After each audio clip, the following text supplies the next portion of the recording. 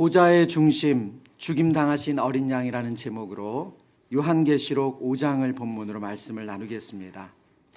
우리 가을 새벽 특별 새벽기도 둘째 날입니다. 때를 따라 돕는 은혜를 사모하시며 우리 기도의 자리에 나오신 성도님들 다시 한번 축복합니다. 이제 내일이 고비예요. 내일이 고비입니다. 이제 평소에 이렇게 일찍 안 일어나셨던 분들은 내일은 좀 하루 좀 이렇게 집에서 할까라는 생각도 들고 여러 생각이 듭니다. 내일을 잘 넘기셔서 한 주간 또 현장에서 주시는 은혜, 또 특세해 주시는 은혜를 충만하게 누리시기를 축복합니다. 어제 새벽에 우리는 내가 내 행위를 아노니 라는 말씀을 들었습니다. 하나님께서 우리의 모든 행위를 아신대요. 우리의 숨은 수고와 눈물을 알아주시는 주님의 아심, 그것은 우리에게 그 어떤 것보다 큰 위로가 됩니다. 동시에 우리의 식어버린 사랑, 그리고 세상과 타협하는 우리의 변질된 마음, 그 마음을 아시는 그 주님의 아심은 무서운 경고입니다. 우리의 모든 것을 아시는 주님께서 우리의 실상을 남김없이 드러낼 때 우리는 어쩌면 오늘 본문의 사도 요한처럼 절망하며 눈물을 흘릴 수밖에 없습니다. 바로 그 지점에서 오늘 말씀은 우리의 시선을 땅에서 하늘로, 그리고 나 자신에게서 어린 양께로 우리의 시선을 옮겨가게 합니다. 어제 우리가 촛대 사이를 거느시며 우리를 아시는 주님을 만났다면 오늘은 그 주님께서 왜 우리의 유일한 희망이고 소망이 되시는지 그 하늘 보좌의 광경을 통해서 우리가 확인하게 됩니다. 요한계시록 5장은 4장에 우리 성부 하나님, 보좌에 계신 그 성부 하나님의 그 영광스러운 모습, 그분을 찬양하는 모습에 이어서 이제 5장이 기록되어 있는데요. 근데 5장의 시작은 깊은 침묵으로 시작을 합니다. 보좌에 앉으신 하나님의 오른손에 한 두루마리가 손에 들려 있어요. 안팎으로 빽빽하게 글이 쓰여 있고 7개의 인으로 단단히 봉인되어 있습니다. 이 두루마리 안에는 인류의 역사와 하나님의 구원, 그리고 심판에 대한 최종적인 계획이 담겨 있습니다. 그때 힘 있는 천사가 온 우주를 향해서 외치죠. 누가 이 두루마리를 펴며 그 인을 떼기에 합당하냐? 그러나 그 누구도 그 질문에 답을 하지 못합니다. 하늘 위에도 땅 위에도 땅 아래에도 누구도 나서는 자가 없습니다. 이 두루마리를 열 자격이 없어요. 이 절망적인 광경 앞에서 오늘 본문에 보면 사도 요한이 엎드러져서 절망하며 웁니다. 이것은 자기 자신에 대한 연민의 눈물이 아니죠. 하나님이 주실 그 구원을 사모하고 기대해 왔는데 그 하나님의 구원 계획을 알 수가 없어요. 온 창조 생애를 향한 절망의 눈물입니다. 여러분, 성경은 일관되게 성경이 쓰여진 목적을 우리에게 분명하게 말씀하고 있습니다. 여러분, 성경은 과학책이 아니에요. 성경은 역사책이 아닙니다. 성경은 우리의 궁금함을 풀어주는 수수께끼에 답하는 책도 아니에요. 성경이 쓰여진 목적은 아주 분명합니다. 요한일서 5장에 이렇게 기록하죠. 내가 하나님의 아들의 이름을 믿는 너희에게 이것을 쓰는 것은 너희로 하여금 영생이 있음을 알게 하려 함이라. 성경이 쓰여진 목적은 우리에게 하나님께서 주시는 구원이, 영생이 어떻게 주어졌는가, 그것이 성경이 우리에게 주어진 목적이에요. 그런데 사도 요한이 하나님의 그 구원 계획을, 영생을 주시고자 하는 그 계획을 알 수가 없으니 절망할 수밖에 없습니다. 바로 그 순간 한 장로가 요한에게 다가와 위로의 말을 건네죠. 울지 마라. 유다의 지파 사자 다윗의 뿌리가 이기었으니 그 두루마리와 그 7인을 떼시리라. 유다의 지파의 사자, 창세기의 마지막에 이 야곱이 그 아들 유다를 두고 예언했던 내용입니다. 그리고 다윗의 뿌리, 이 이름들은 강력한 힘과 왕의 권위, 그리고 승리하는 메시아에 대한 상징을 담고 있습니다. 요한은 이제 위풍당당하게 사자 같은 왕이 등장해서 이 모든 문제를 해결해 줄 것이라고 기대합니다. 그런데 그가 실제로 본 분은 어떤 예수님이신지, 그리고 그분이 우리에게 왜 희망이 되는지 오늘 본문은 우리에게 답을 알려주고 있습니다.